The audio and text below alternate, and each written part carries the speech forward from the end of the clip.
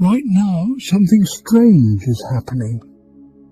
You're listening to my voice, but there's another voice, the one inside your head, the one reading this line with you. That's consciousness.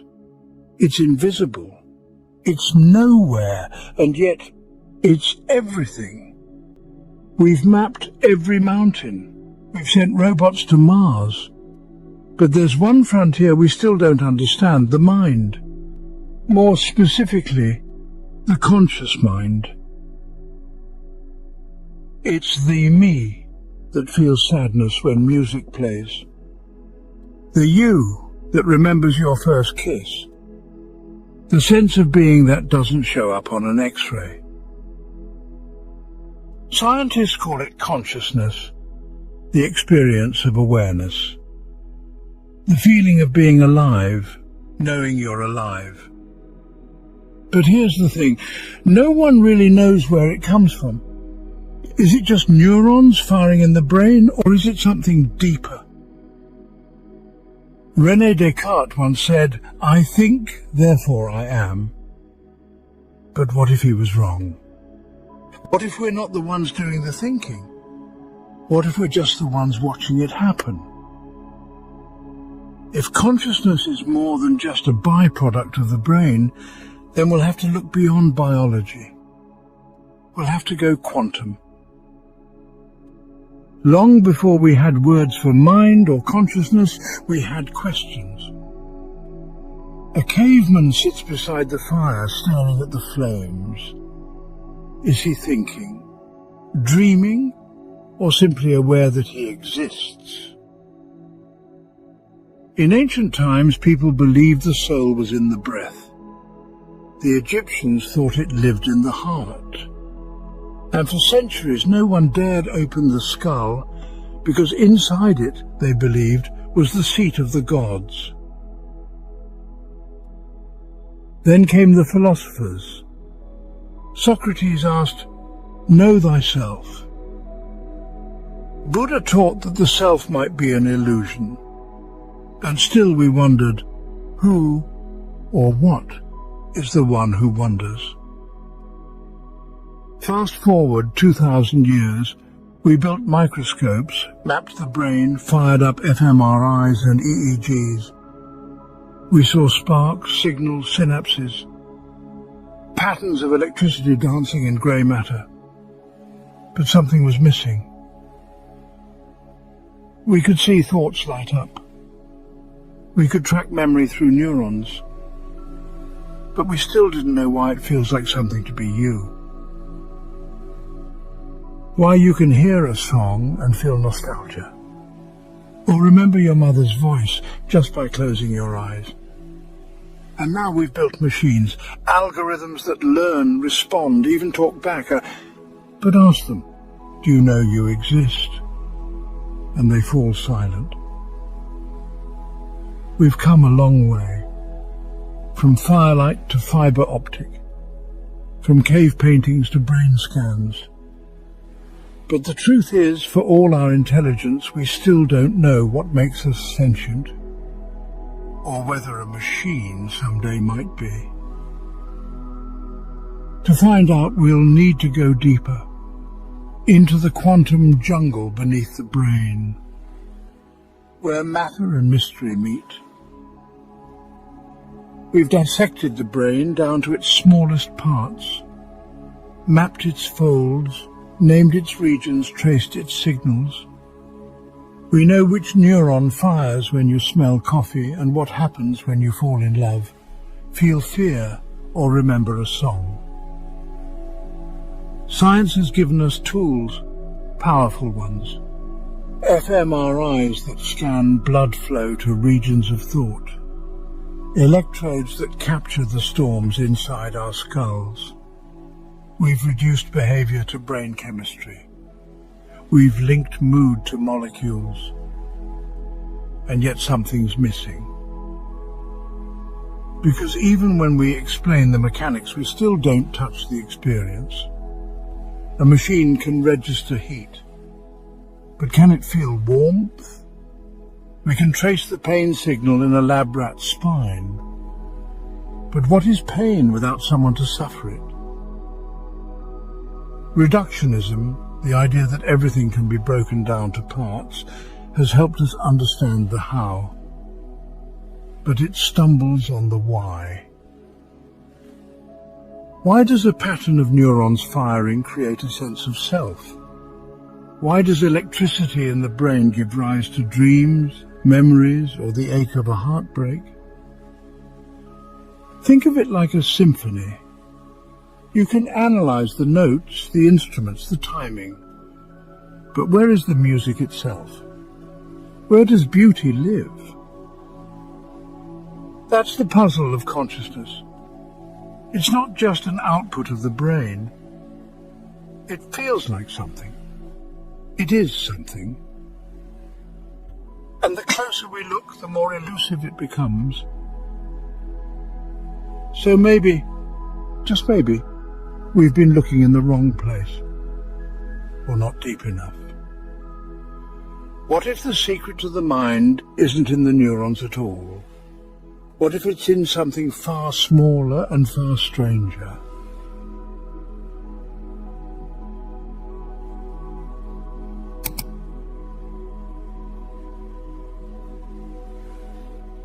The deeper we dig into the fabric of reality, the stranger it gets.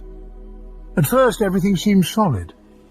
A chair, a rock, your body. You're made of matter, right? But zoom in and everything begins to blur. Atoms, tiny particles spinning in space, each one mostly empty. What we call solid is just an illusion of closeness. What we call real is mostly nothing at all. And inside those atoms, particles even smaller, electrons, quarks, ghost-like things with no edges, no location until we look at them. This is the world of quantum physics, and it doesn't play by the rules we know. In the quantum realm, particles don't just exist, they possibility. A single particle can be in two places at once. It can spin left and right at the same time. It doesn't make sense, and yet it works. Physicists call it superposition, reality in limbo. Not this or that, but both. Until something or someone observes it, that's when the magic collapses. The wave becomes a point. The blur sharpens into a single choice. And suddenly a decision is made.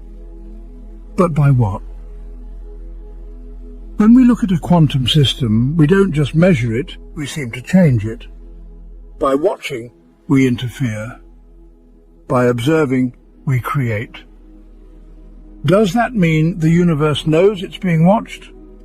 Or worse, does it mean it wasn't real until we looked? For decades, scientists argued. Was it the eye that caused the collapse, the instrument, or the conscious mind? Some laughed it off. Others quietly wondered. Because if consciousness plays a role in shaping reality, then the mind isn't just reacting to the world. It might be part of how the world forms. This isn't science fiction. It's quantum mechanics, the most accurate theory we've ever had. It powers your phone, your GPS, your computer. It works, but it makes no sense. And hidden inside its strangeness might be the first crack in the wall between physics and consciousness. Imagine this. A single particle, spinning, shimmering, undefined.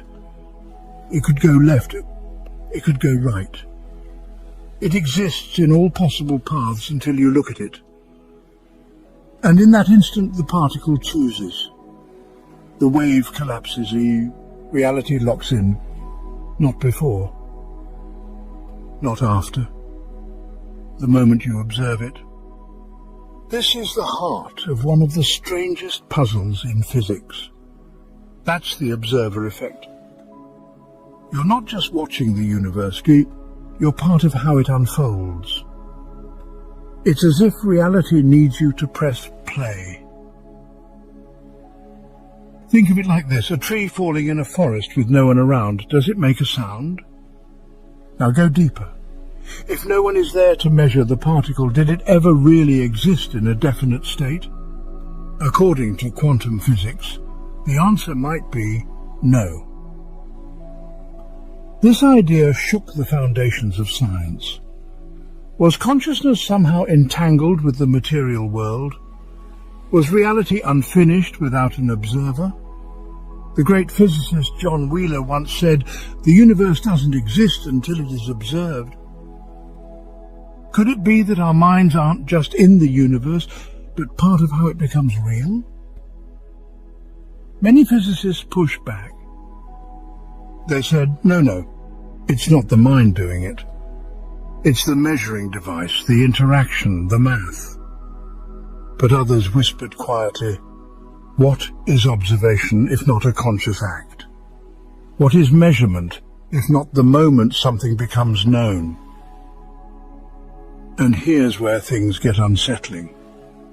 If your awareness helps shape a quantum event, then your consciousness might not be a side effect of the universe dome.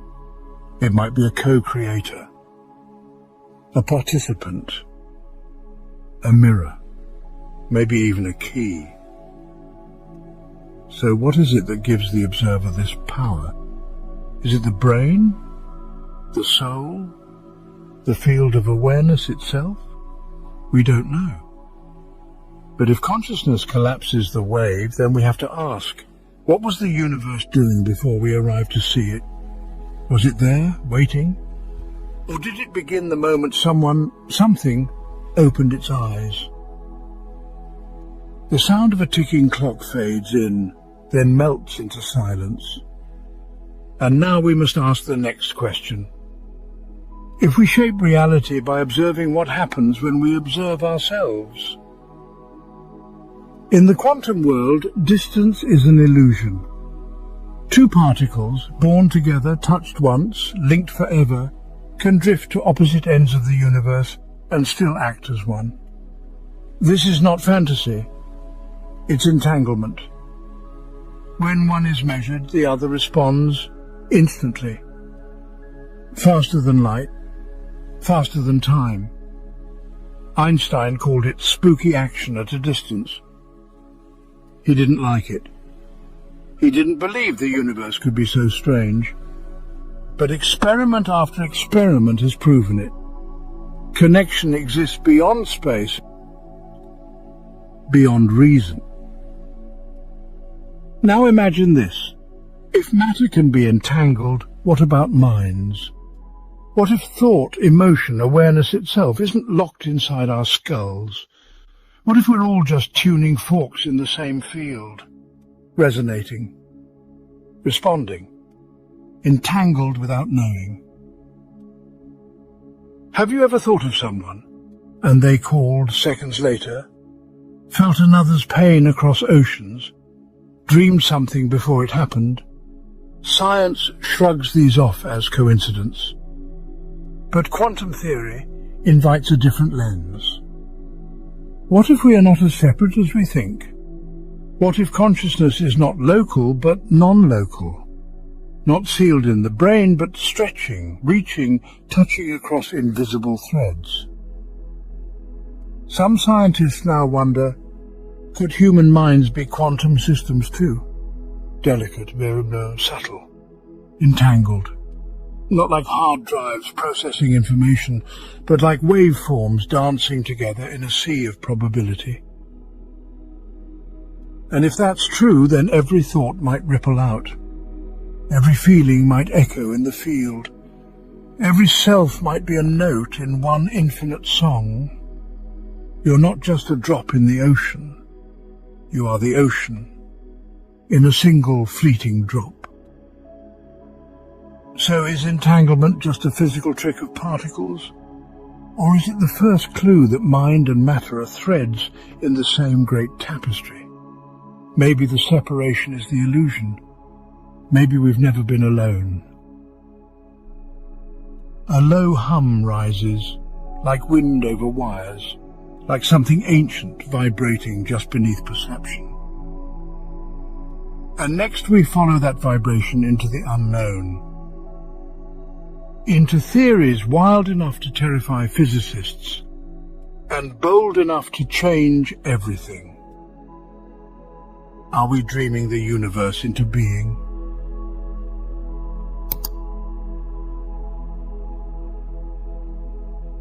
Long before atoms had names, before science donned its crisp white lab coat and began scribbling equations, there were seekers, not in sterile laboratories, but in places raw and alive, temples carved from stone, caves damp with the breath of the earth, open plains beneath a canopy of stars that seemed to pulse with secrets. These seekers didn't sit to dissect the universe with tools or theories. They sat to dissolve into it, to let its vastness flood their bones. They were the mystics, the sages, the first cartographers of inner space, mapping realms no telescope could touch. In ancient India, the Upanishads sang a quiet, eternal song. The Atman is the same as the Brahman. The soul, they said, is not a lonely spark adrift in the dark. It is the cosmos, boundless and whole. Across the mountains in China, the Taoists traced the Tao, an infinite current weaving through all things, a dance of the seen and unseen that no net could capture. And in the dense jungles of the Andes and the Amazon, indigenous shamans moved with the spirits of plants and stars. Their rituals weaving threads between worlds, healing not just flesh, but the very fabric of existence. These weren't bedtime stories or fanciful myths to pass the time. They were maps, intricate living guides to consciousness, to a universe where every leaf hums, every stone listens, and nothing stands apart. The mystics didn't need microscopes to see it. Everything is alive. Everything is aware, and separation is an illusion we've taught ourselves to believe. Now pause, lean closer. Does this sound familiar? Turn the page to today, where quantum physics, the sharpest edge of modern science, whispers of particles bound across impossible distances, waves that shift under the weight of a gaze, fields shimmering with endless potential. The mystics called it oneness. The physicists call it non-locality. The mystics stilled their minds to touch the infinite. The physicists fire photons through slits and watch reality bend. Two paths, two tongues, yet perhaps they're tracing the same ancient thread. Picture it, a timeline stretching across millennia. At one end, a yogi sits in silence, legs crossed, eyes shut, diving inward to find the self that holds all selves. At the other, a scientist stands in a lab, peering through machines at photons that dance differently when seen. They've never crossed paths, never shared a word, but they're gazing into the same abyss, asking the same unspoken question. What are we, really? And so we wonder, did the ancients brush against quantum truths, not with equations, but with the raw power of their minds? Were their visions, their mandalas, their chants, their trances, echoes of a reality we're only now learning to measure with our instruments? Perhaps the quantum mind isn't a discovery we've forged in our gleaming labs. Perhaps it's a memory, a gift from those who walked before us, waiting patiently for us to wake up. The deeper we dig, the sharper the picture grows. Science isn't here to bury spirituality under cold logic. It might just be the key to proving it, to lifting the veil and showing us what the seekers always knew.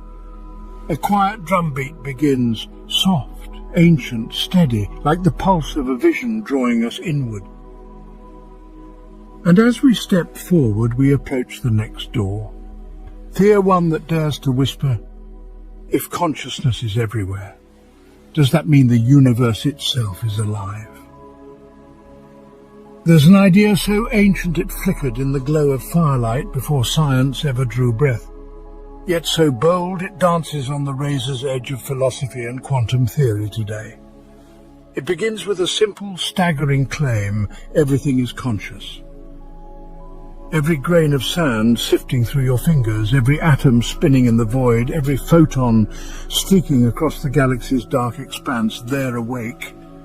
Not awake like you, with restless thoughts or fleeting dreams, but alive with a quiet, subtle shimmer of experience. This is panpsychism, not a chorus of tiny voices chattering in the ether, but the radical notion that the mind isn't a guest in the universe, it's part of its bones. Imagine it, just as every speck of matter carries mass, hums with energy, or crackles with charge.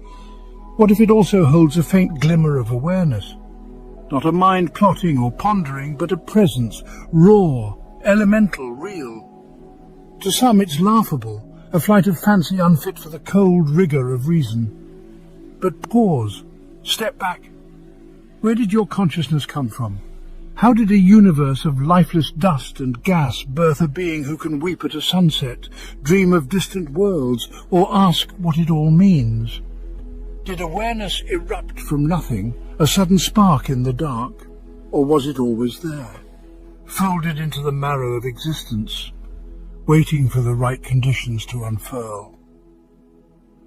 Centuries ago, Galileo swept the world clean of its soul. He declared matter a mere collection of shapes and motions, stripping away its spirit to make room for equations. But now, 400 years later, physicists stand baffled before quantum fields that ripple like thoughts, particles that shift when watched, waves that seem to know they're seen. And in their labs they begin to wonder, did Galileo miss something? Was the universe never truly dead? Panpsychism isn't a fairy tale of talking trees or a relic of superstition. It's a theory, serious, daring, revived by minds like Philip Goff, who dares to ask, if consciousness didn't leap from nowhere, then perhaps it was never absent. Perhaps it's as old as time itself, a quiet undercurrent running through every stone, every star. Under this lens, the universe isn't a vast, indifferent machine grinding through its cycles. It's alive.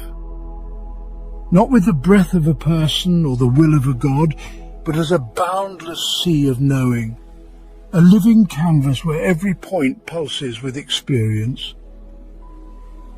And you, your joys, your fears, the silent song of your deepest self, you're not a mistake, not a flicker in a cosmic void. You're woven into its heart, a thread in a tapestry that stretches beyond imagining. Look out at the world. A mountain standing sentinel, a river carving its patient path, a star blazing in the night. What if they're not just objects to measure or admire? What if they're beings, not like us, but alive in their own strange, silent way? What if the cosmos is dreaming itself into being, and you are one of its most luminous dreams? So now the question rises, soft but insistent, if everything carries a spark of mind, is the universe itself a mind, a self, a vast consciousness spinning its story across eons? And if it is, if the rocks and rivers and galaxies are all part of its quiet awareness, what happens when we stop talking and start listening? Once upon a time, we believed the universe simply was. A grand machine, indifferent and eternal, its gears grinding forward whether we gazed upon it or turned away. Mountains rose, stars ignited, particles spun through the void, all of it marching on, unwatched, untroubled. But then quantum physics crept in, a quiet thief in the night, and stole that certainty away. It handed us a story stranger than any myth, a tale where reality doesn't stand still. It waits, it listens, it shifts when we dare to look. It begins with a simple act, the double-slit experiment. A lone particle, a photon, an electron, hurtles towards a barrier pierced by two narrow slits. Leave it unwatched, and it flows like a wave, rippling through both paths at once, painting patterns of interference on the other side. But place a detector there, let your gaze fall upon it, and everything changes. The wave collapses, the particle chooses, one slit, one path, as if caught in the act. The mere act of observing rewrites its story. Reality bends under the weight of your attention. What does this mean? It means you're not a bystander, peering through a window at a world that doesn't care. You're inside it, tangled in its threads. You're not just watching the universe unfold, you're helping to shape it. Physicist John Archibald Wheeler called this the participatory universe, a vision where the cosmos isn't a finished script, sealed and delivered. It's a tale that writes itself as we turn the pages, each glance a stroke of the pen. Every moment of awareness sends echoes rippling through time, backward, forward, weaving the fabric of what is.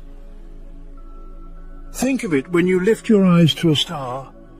You're not merely seeing its ancient light. On some unfathomable level, you're anchoring its existence, calling it into being. Wheeler dared to go further. What if the universe doesn't just allow observers? What if it needs them? What if consciousness isn't a guest who arrived late to the party, but a cornerstone laid at the very beginning? Matter births life, life ignites consciousness, and consciousness turns to gaze upon the cosmos, and in that gaze, the circle closes. The universe becomes whole. It's a cosmic dance, a feedback loop spinning through eternity. You're not apart from it. You're a partner in its unfolding. It sounds like poetry, a dream too fragile for the hard edges of science. Yet every quantum experiment hums the same refrain. We are not just in the universe is in us, alive in every thought, every look. So the old question fades. What is reality made of? And a new one rises in its place. Who is dreaming this into being? And deeper still, can we wake up inside the dream and see it for what it truly is?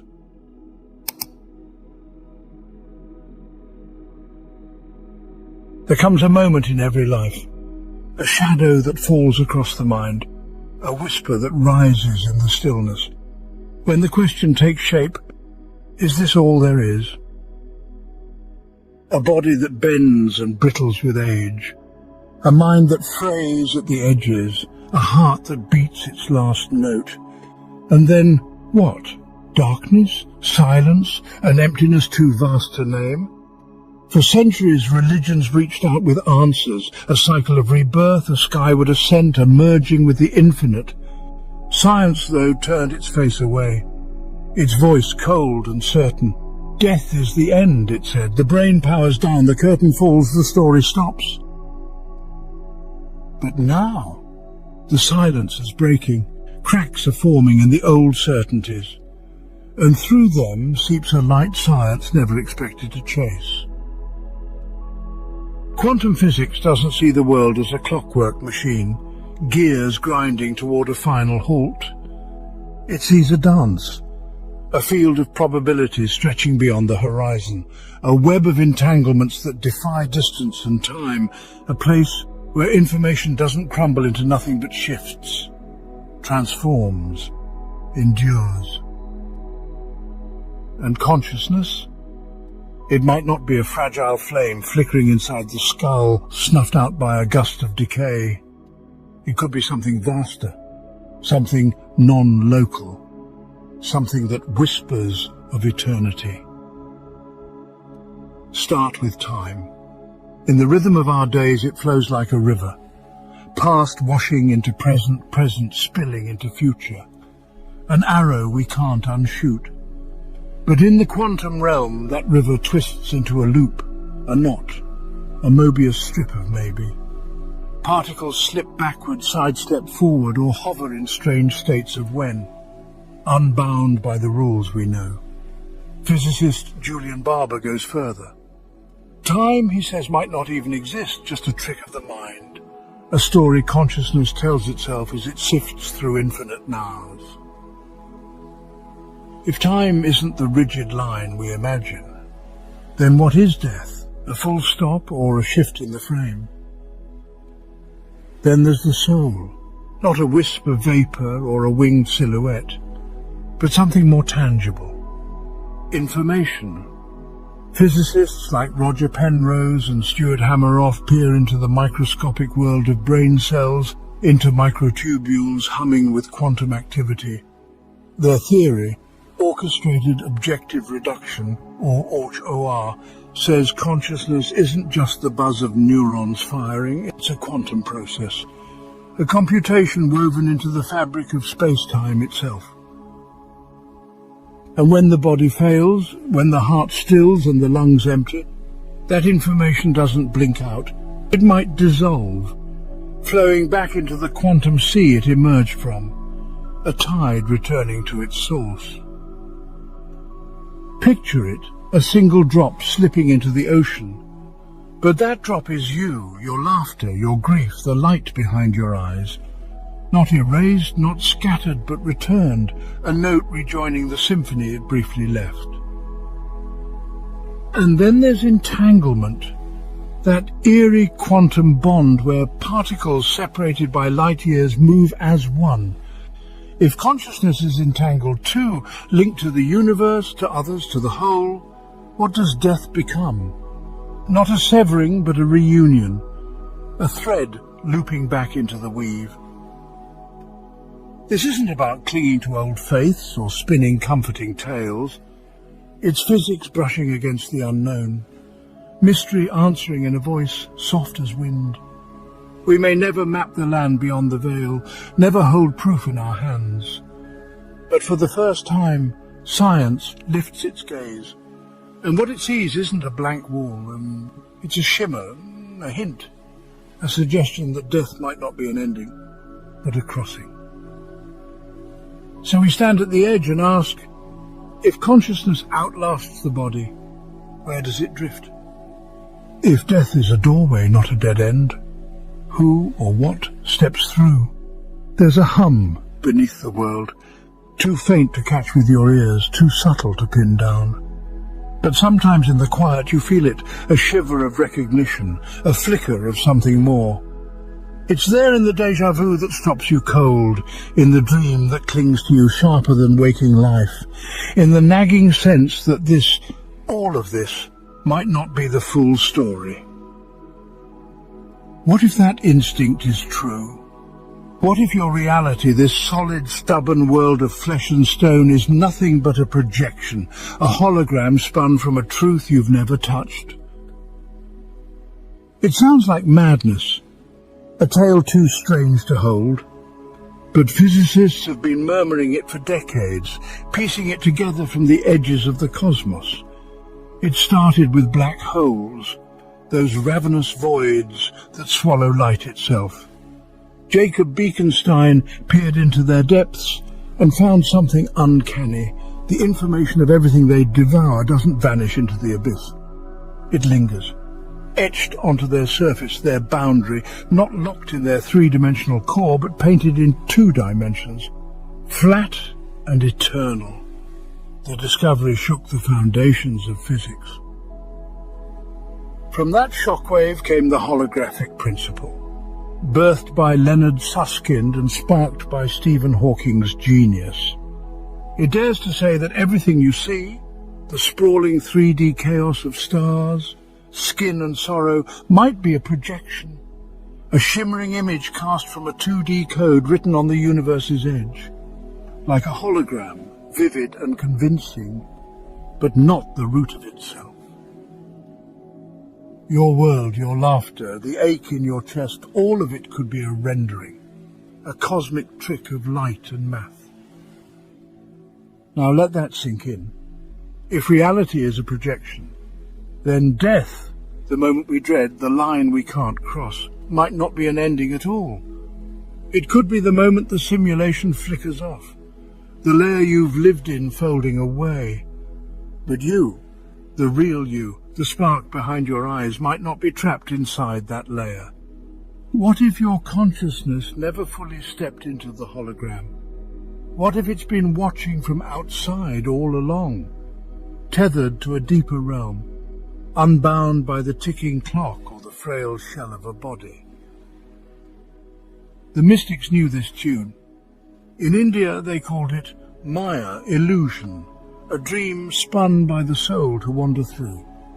Now physicists like Juan Maldacena and Brian Greene chase the same thread, wondering if space and time aren't bedrock truths but emergent illusions, woven from quantum information we've yet to grasp.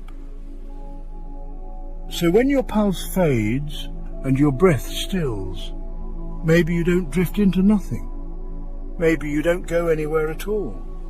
Maybe you wake up, shedding the projection like a skin, stepping out of the dream. Imagine it, a gamer slipping off the headset, the screen going dark, a projector's beam clicking off, the film dissolving into silence, a character blinking awake and realizing they were the one dreaming the story. What we call the afterlife might not be a distant shore with angels and golden gates.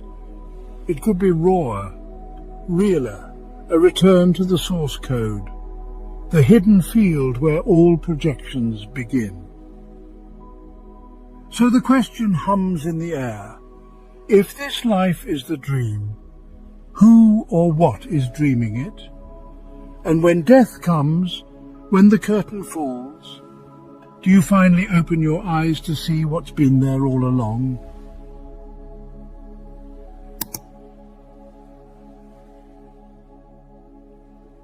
There's a murmur that drifts through the ages, carried on the wind from the muddy banks of the Ganges to the prayer-wheeled peaks of Tibet, slipping into the minds of those who have brushed death and returned. It's a feeling, a flicker. I've been here before. This moment knows me. I've walked this path already. Reincarnation, an idea older than the stones, older than the words we've scratched into them. For millennia, it's lived in hymns and hopes. But what if it's more than faith? What if science, with its sharp tools and restless questions, is tracing the same circle? Begin with quantum memory. In the old physics, memory was simple. A scribble of neurons, a fragile archive etched in the brain's soft clay. But quantum theory sees something else, information that doesn't fade or break, encoded in the dance of wave functions, rippling through the fabric of time itself. Some minds propose that this quantum information, woven into space-time's deep structure, might outlast the body's collapse, not as a spectre drifting through the dark, but as a pattern, a blueprint, poised to resurface when the universe aligns just so, like a melody lost to silence, only to sing again through a new string. Then there's the many worlds interpretation, a vision so vast it bends the mind. Every choice, every chance splits the universe in 2 or 1,000. One new steps left, another steps right. Countless selves branching into countless lives. What if reincarnation isn't a return to this single thread, but a leap across the weave? A consciousness slipping between worlds, waking in a parallel skin with echoes of the last, scars you can't explain, dreams that feel like memories, a déjà vu that hums down your spine like a tuning fork struck long ago. And consider entanglement, that quantum magic where particles parted by galaxies still move as one. What if your awareness is tied into a greater field, a tapestry of soul shards strung across time, each life a single note, yet part of a chorus that never stops? The mystics named it the Akashic Field, a ledger of all that's been. Science might one day call it quantum recurrent consciousness, a system where you're not a fixed point, but a wave, cresting into new forms, new faces, again and again. Now picture this. A child sits up in the night, speaking a name no one's whispered in their presence, tracing the streets of a village they've never seen, threading words of a tongue they were never taught. These aren't rare ghost stories, they number in the thousands, collected and sifted by researchers like Dr. Ian Stevenson and Jim Tucker. The evidence mounts, quiet but stubborn, memory without a brain to hold it, identity without a body to wear it, a soul stretching beyond the span of one fragile life. So the question rises, soft but unshakable. What if consciousness isn't a straight line, but a wheel? What if each life is a verse, not the song itself? And when the last breath fades, you don't vanish into the void. You turn the page, lift the pen, and write anew. Maybe you've lived before, and maybe you'll live again. Maybe in some hidden fold of the cosmos. You're living all your lives right now, every heartbeat echoing across the infinite. Have you ever locked eyes with someone new and felt a jolt, a pull, as if the years between you were a lie? A stranger stands before you, but deep in your marrow a voice stirs, I know you. Or you step into a place, your first time there by all accounts, and the ground hums beneath your feet, whispering, you're home. You catch a smile across a crowded room, return it without thinking, and the moment splits open like a storm breaking. Coincidence, you tell yourself. Luck? Chance? But what if it's not? What if it's entanglement? Cosmic? Intimate? Real? In the quantum world, entanglement is no metaphor. When two particles brush against each other, they bind in a way that defies space and time. Drift them apart across oceans, across galaxies, and they remain tethered. Touch one and the other quivers, instant and unbidden. No signal travels, no message pings between them, just a connection, pure and unbroken.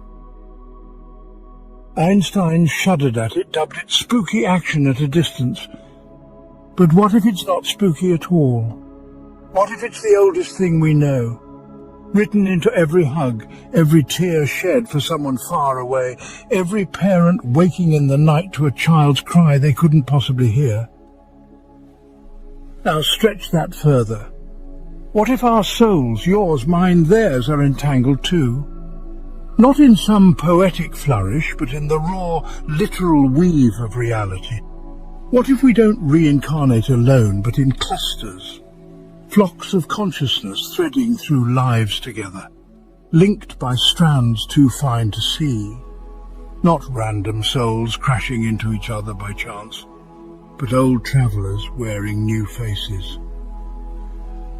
The ancients spoke of soul groups, families of spirit wandering the ages. Physics might name it a quantum network of consciousness, a shared pulse, a collective wave that collapses into bodies, scatters, then gathers again. And it deepens. If consciousness isn't locked in your skull, if it's non-local, a field stretching beyond the skin, then maybe what you call you is just the surface of something vast. Beneath it lies a sea of collective mind, a reservoir we all draw from. Carl Jung saw it as the collective unconscious, a well of archetypes and dreams we share without knowing. Quantum theorists point to the zero-point field, an ocean of energy and information humming beneath every atom. When we die, we don't dissolve into nothing. We pour back into that sea, merging, mingling, remembering.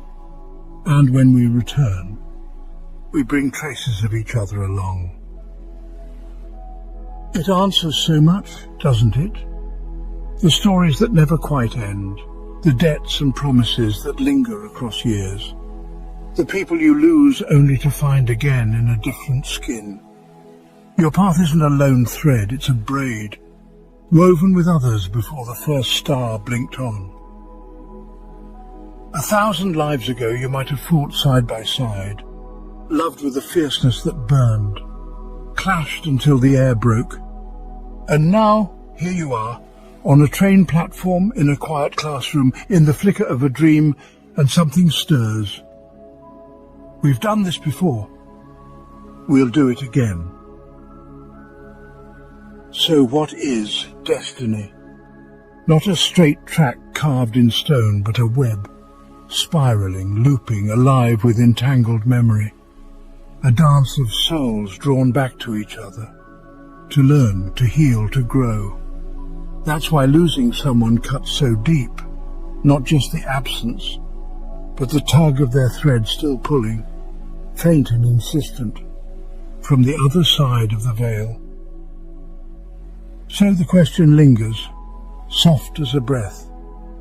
If we're quantum beings, do we ever truly say goodbye? Or do we just murmur across the divide, I'll see you again in the next life?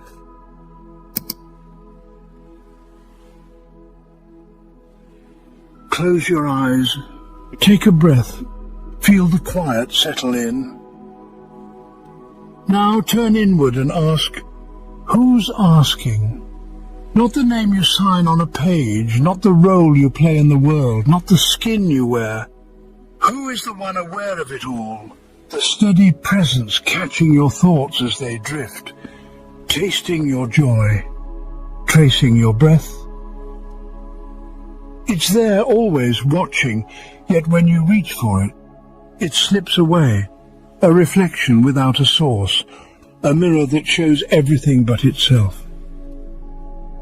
Neuroscience steps in with a firm hand. You are your brain, it declares. A tangle of neurons firing, a storm of signals and chemistry churning out the thing called you. But even the sharpest scans, the most intricate maps of grey matter, falter at a stubborn wall. They can chart how the brain hums, but not why it sings, why red burns bright in your mind, why a melody cracks your heart open. David Chalmers named it the hard problem of consciousness, not just how the machine runs, but why it births a self that whispers, I am. Quantum physics pulls the thread tighter, unravelling certainties with the flick of its wrist. In the double-slit experiment, a particle shifts its dance, wave or point, based on one thing, whether it's seen. Unwatched, it spreads like a sigh, a haze of maybes. Watched, it snaps into focus, a single truth pinned down. Reality bends with the gaze. So now the question twists, what is this observer? And deeper still, does it shape the world it beholds? John Wheeler dared to say yes with his participatory anthropic principle. The universe doesn't just host consciousness, it leans on it, springing into being because we look. You're not a guest in the story. You might be the lens, the light, the one dreaming the screen alive to you. But step closer. Feel the observer inside you, that silent witness perched behind your life. It doesn't age with your skin, doesn't bend with your years. It was there when you were 5, wide-eyed at the stars. It's here now, reading these words. It'll linger as your hair greys and your hands tremble. It's changeless, weightless, a guest that never arrived, never leaves. What if it's not yours at all? What if the eye peering through your eyes is the same eye in mine, in hers, in his, a single awareness wearing countless faces? The ancients felt it too. They called it God, Brahman, the infinite field of knowing, a unity beneath the masks. Dive deep past the chatter of your mind, past the pulse of your heart, and you brush against it. A stillness so vast it swallows the idea of you. The observer isn't personal, it's everything, looking out through every eye, breathing through every lung, dreaming through every soul. So stand before a mirror. Who stares back? Cry at a sunset. Who feels the ache? Drift into a dream. Who spins the tale? The self you cling to, the one with a name and a story, might be the mirage. The observer? That's the truth hiding in plain sight. Picture it. The stars dim one by one, their light snuffed out like candles at the end of a long night. Time stumbles, slows, then falls silent. The universe itself unwinds, galaxies unravel, space collapses, until not even a breath lingers. What remains? Not the dust of matter, not the glow of energy, not the frame of space. Just something, a presence, watching us, still, awake, untouched by the fading of all things. We tape this series, we've chased consciousness through the firing of neurons and the flicker of atoms, through death's shadow and rebirth's promise, through the mirage of self and the vast quantum sea. Each step has peeled back what we thought was solid, revealing a truth that startles. Consciousness might not be a guest in the universe. The universe might be a guest in consciousness. Return one last time to the quantum edge. Down there where reality frays, particles wait for a witness to take shape. Space ripples, uncertain. Some physicists, voices like Carlo Rovelli's, say space-time isn't the foundation we imagined, but a shimmering hologram, spun from something deeper. And at that depth, not bits of matter or sparks of force, but information, a cosmic code, a whisper of knowing that isn't out there but here, in the quiet of your own awareness.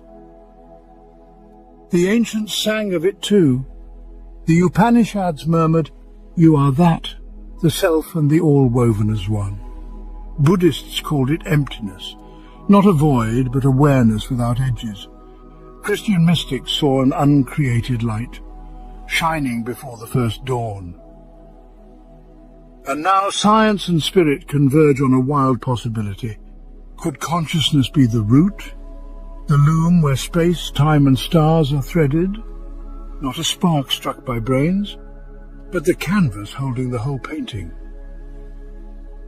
If that's true, the universe isn't a cold machine grinding through eons. It's a dream, not less real, but born from a deeper waking. Planets, lives, endings, all stories rising like thoughts in a boundless mind. Whose mind? We can't say. Maybe we don't need to. Because here's the gasp that stops you cold. The awareness asking about the universe is the universe, turning its gaze inward. So what's beyond the veil? Not a blank slate or a tidy answer, but a silence so wide it cradles all things, a presence so close it defies a name, and maybe, just maybe, you've always been that presence, wandering in a dream of your own making, forgetting only to remember. A breath hangs in the air, a pause stretches, a heartbeat thuds against the void. I am. The veil slips, not to conceal, but to unveil what never needed finding.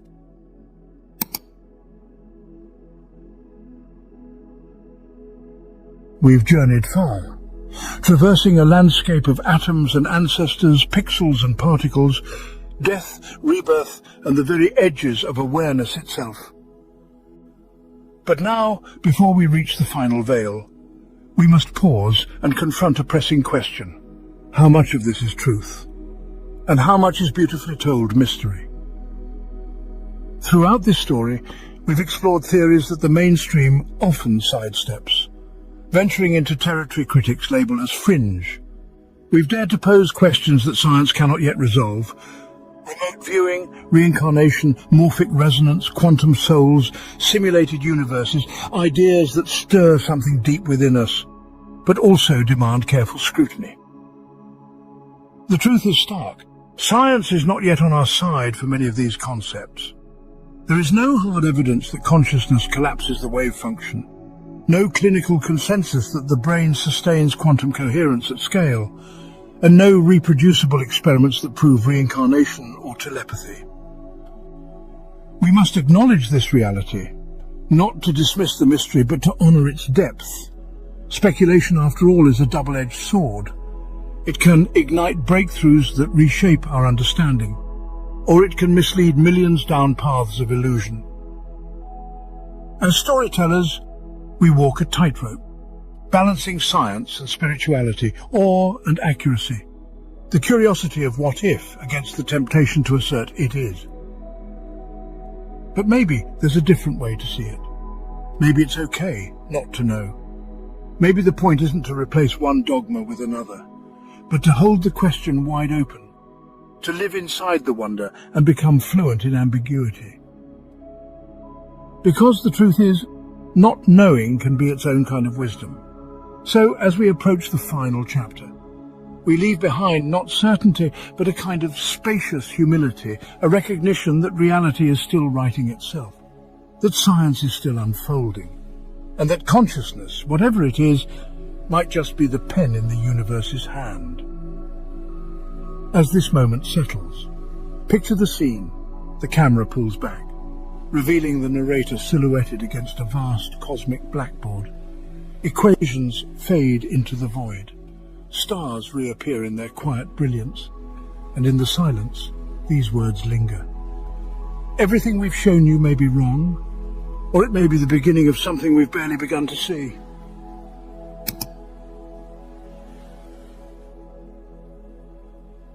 Somewhere in the stillness between one thought and the next, beneath the restless hum of atoms, beyond the slow pirouette of galaxies lost to time, there is a presence, not a figure cloaked in majesty, not a deity perched on a throne, not a cold engine of reason ticking away. Something else, something that eludes every name we've tried to pin to it.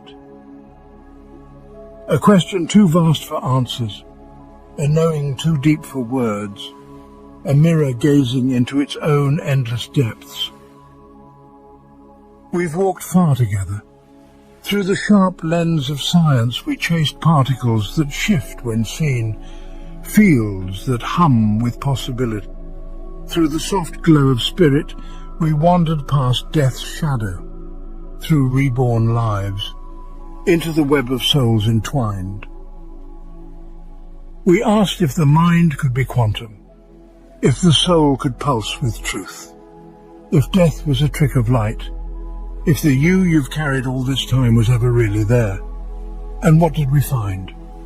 No final proof, no tidy box to seal it in, only a mystery that grew larger, wilder, more alive with every step. But perhaps that was the point all along. Not to conquer the unknown, not to map its edges and call it ours, but to lean close, to feel its breath on our skin, to grow intimate with its vastness. You are not here to solve it, you are here to live it. You are not merely a witness to this tale, not just a dreamer spinning threads in the night. You are the awareness beneath it all, the seer who sees the seeing, the knower who knows the knowing, the silence that never arrived because it never left.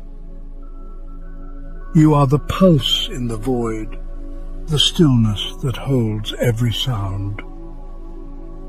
So as this journey fades to shadow, as the last note trembles and falls away, let me leave you with one final whisper, soft as a breeze through an open window. You are not here to find the light. You are here to realize you are the light.